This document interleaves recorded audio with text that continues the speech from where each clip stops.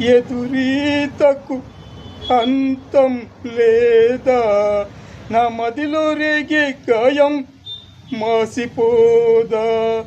ఎదురీతకు అంతం లేదా, నా మదిలో రేగే గాయం మాసిపోదా. వాడిన ప్రేమ వసంతం కాదా, ఇంకెన్నాళ్ళు ఈ ఎదురీత.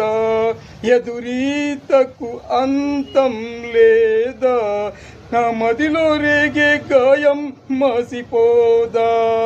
స్వార్థంతో నా బంధువులే నా మరణాన్నే కోరుతూ ఉంటే, ఇంకెన్నాళ్ళు ఈ ఎదురీత. ఎదురీతకు అంతం లేదా, నా మదిలో రేగే గాయం